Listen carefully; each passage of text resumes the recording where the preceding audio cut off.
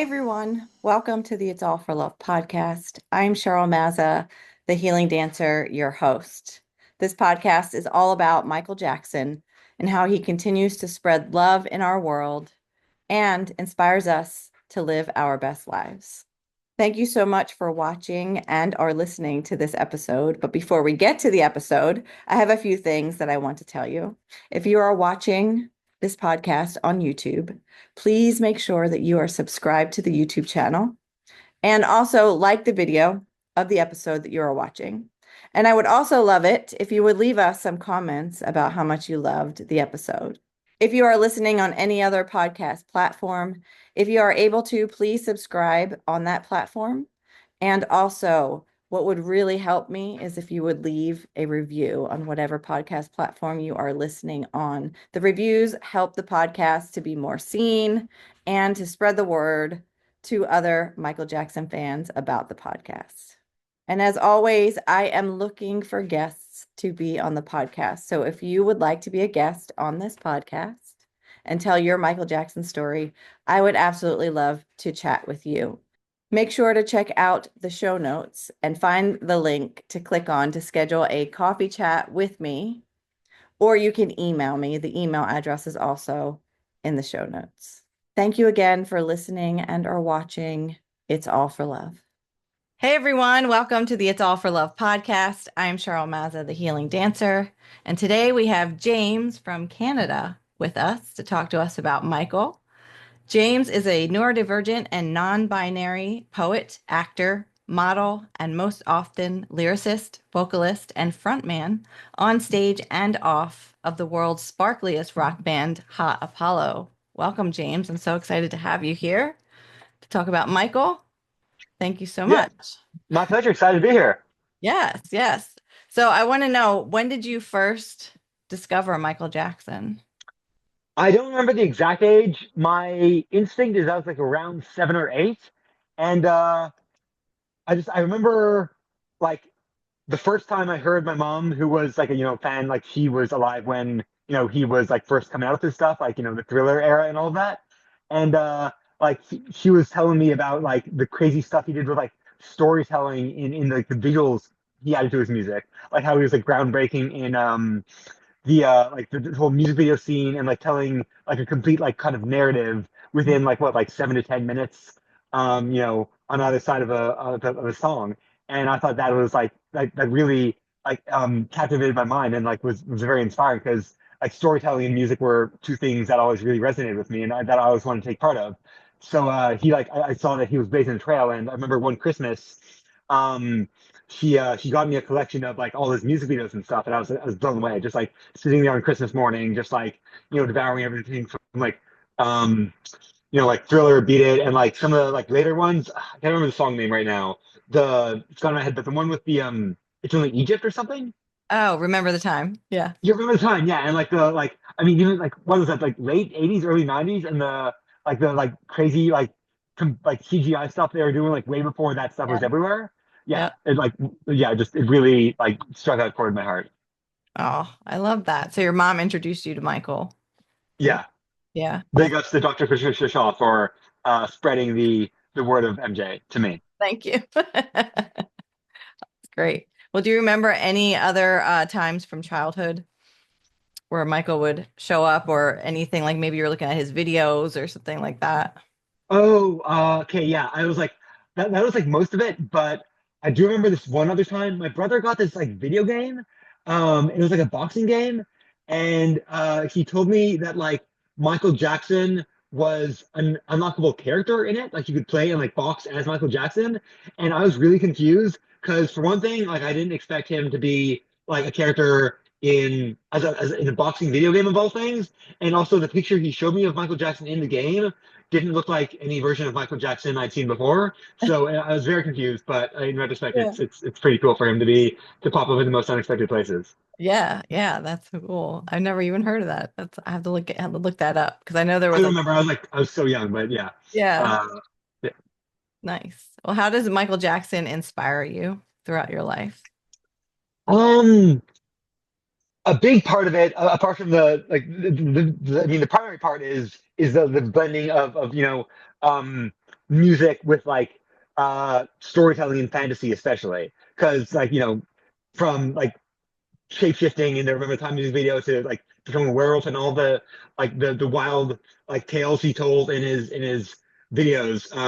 That really got to me because like I do have a very like fantastically oriented mind too, and also how like the like kind of never letting go of like a childlike wonder and like infinite imagination that I think a lot of people are told subtextually to grow out of as they grow up.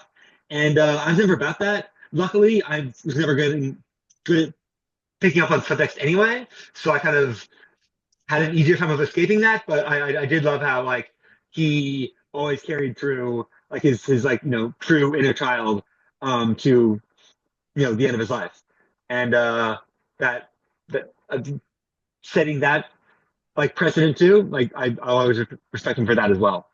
Yeah, yeah. No, I love how he was always a child at heart, always playing. Yeah, and never stopping dreaming. Yes, exactly. Yes. So when did you start your band? Kind of like right after high school. Okay. I played with a few like friends bands in high school that kind of went nowhere because they were friends bands and they weren't. It took a while for me to realize that they weren't taking it as seriously as I was. And they're still great people, but when you in any kind of group project, you've got to be all on the same page and have the same goals in mind. And mine were just different from the people around me, so that kind of disillusioned me from music for a while. I kind of concentrated on like written poetry Mm. um, for like about a year after that because I didn't need to rely on anyone else and open the potential for disappointment.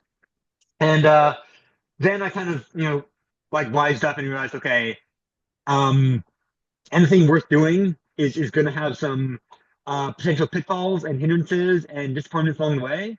But if it's meaningful to you, you've got to keep persevering through it. And I realized I couldn't live a life without being part of music. And after that, I just thought, okay, whatever happens, whatever setbacks I encounter, I'm just gonna push through, smash through, keep going. And it's been like that ever since. Oh, I love that. I love Yeah. that. I think that's very And now inspiring. we're just about to release our third album in a couple months as we're speaking. Oh, I don't wow. know if it's just being released, but yeah, as of the first month of 2025, the third album is imminent. Very nice. And Yeah. you do a lot of performances around where you live or Yeah, we actually just got invited to play a very unique show, an event. Usually, it's standard like rock shows or whatever.